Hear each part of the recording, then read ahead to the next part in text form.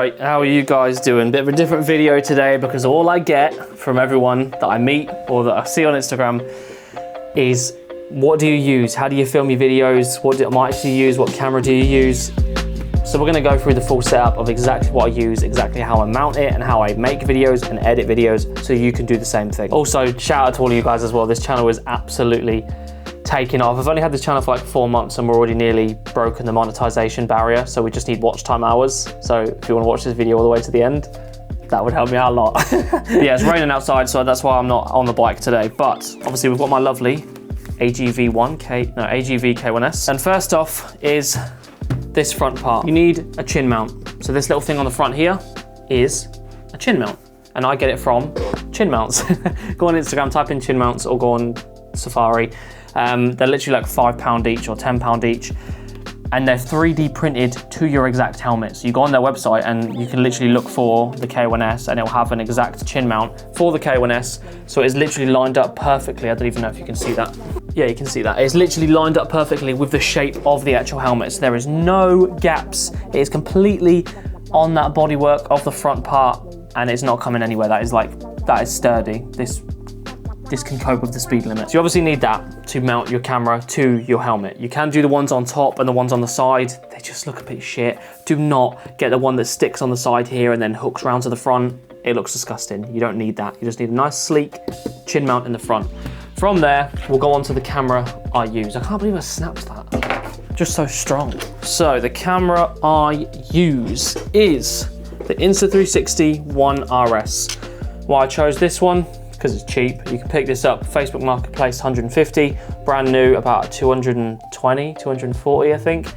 But it is cheap, it's older, but it does all the stuff you need it to do, all right? So I would highly recommend this one. You're obviously gonna put that on, and then obviously you just get your camera, you hook it on the front, ta-da, that's what it looks like. Sorry, this is like a really raw video, but it's just like one that's gonna show you exactly what you need. This is where it stopped, but obviously I've added this extra extension on because the further you have the actual, why is it not in focus? The further away you have the camera mounted, the more adjustability you've got angle wise. So if I only used that front clip where this is actually pushed into, I wouldn't be able to tilt the camera up enough into this position. It doesn't tilt up enough to actually show the handlebars. So I've brought the extender, so you get an extender and then you get another one of these, which normally come with it. So now, as you can see, the camera is a lot further away from the helmet, but that means I've got a lot more options to tilt it back so I can actually get a good angle on my footage and see where I'm riding. Does that make sense? So definitely buy a little extender as well to push it further away from your helmet. And that is where most people stop. And that's where most people make the mistake because they put the camera on the front of their helmet and they're like, cool, nice one, clean video there, but then they get audio that is just like battering with wind, do you know what I mean, where you can't even hear it and it just sounds like shit. If you want the stuff that I've got where you can actually hear your voice or just the bike in general, well, you need to run a mic into the actual helmet. So for normal cameras like this one, the Insta360, you have to buy a little mic adapter, but you get that and then you just get an external mic. I use the Purple Panda mic. It's like £10 or £15. I'll link it below, and the camera's linked below as well. But it's really cheap, but it does the job. So you plug that obviously into the mic adapter and the actual camera, and then you will literally run this from here into your helmet, and you want to put the mic, I've got a special place I put it, but you want to put the mic inside the helmet and then that's going to pick up the audio without all that battering wind noise from the direct, like outside, because it's going to be inside the helmet with you. Obviously, if you're not speaking, maybe put it away from your mouth because you're probably going to catch yourself heavy breathing. I've done that many times. So you're going to put it in this position that I'm going to show you now. So most people get the helmet and they put their mic in here at the front of the actual cheek pads here, like where your mouth is. Normally under here, like right in that front bit there. That's not where I put it because you pick up heavy breathing and when you're talking, it just is so amplified. So what I do, obviously I haven't put the wires in, but I put it there. So that is like next to your eyes. So it's not gonna go in your eyes unless you've got a massive dead cat on it. You do need one of these actually little foam balls that come with it that you put inside to diffuse the noise. I just put it there.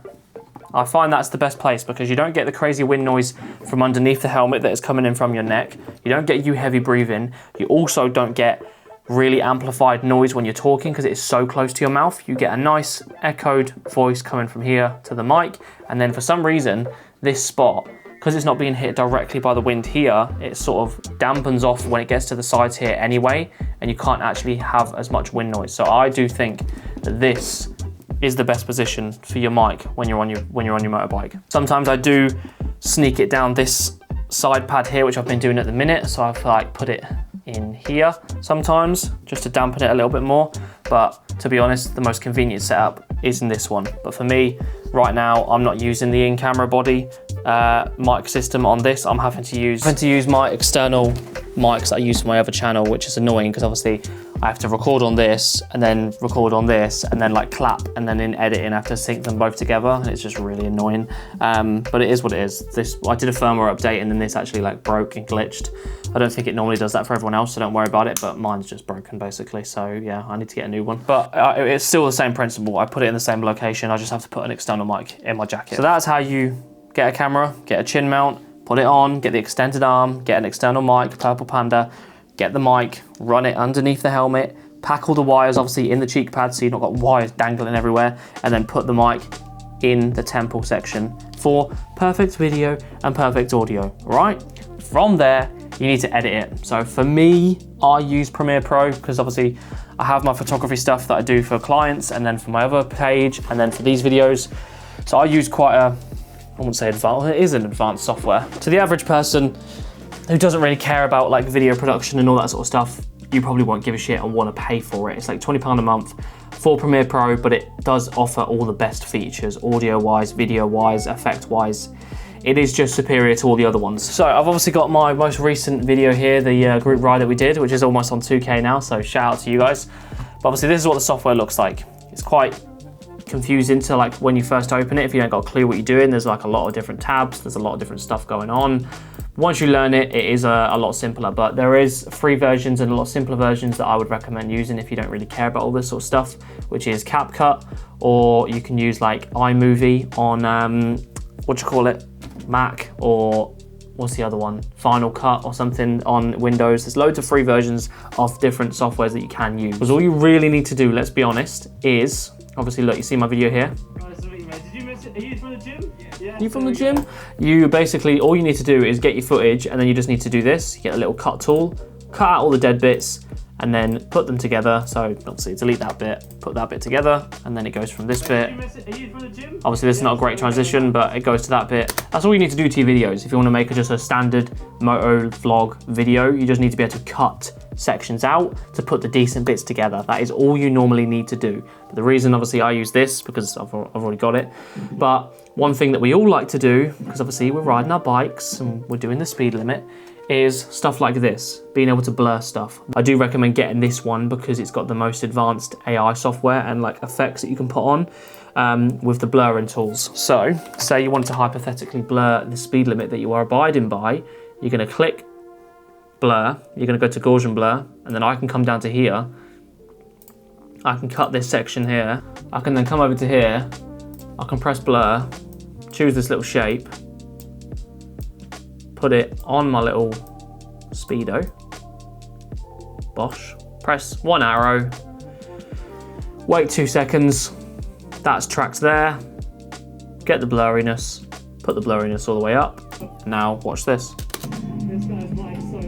It's blurred and tracked that exact thing, and it doesn't have to move anywhere. The AI just keeps it exactly on that point that I want it to keep blurring for as long as I want it to. That is why I use this software mainly. But again, I already had it. But that's why I recommend this software, because it's got the best AI tools. Plus you can add all these audio effects onto your videos, so I can make my audio sound better. I can play around with the lighting. I can make the lighting and all the colors a lot better and edit everything like that. It is just superior, it's just very confusing. So if you want to take it seriously and you really want to get into it, I'd recommend this. But if you just want to get footage, cut this piece and this piece, put them together, just get a free one, it'll work just the same. Cool, so that is everything. That is how you, well, that's what camera you use, what mic you use, how to put the mic and camera together, how to edit it, job done. And also camera settings, I leave my camera in auto, I can't be arsed. Obviously I normally would with my actual, like I'm doing now, shoot in manual and do all the settings itself. When I'm riding, I can't be bothered to do any of that. So I just put it in auto and it just does it all for me. And it's the best way to do it because who can be bothered? So yeah, hopefully that helped. All my gear is linked below for like the camera and stuff that I use. Got a group ride coming on Sunday, so follow my Instagram. if you want to join in. It's going to be a sunny day, and we're going to make another banging video. And if you've got a camera, you might be able to make the same now that I've showed you. So yeah, that's it. Cheers. See you later.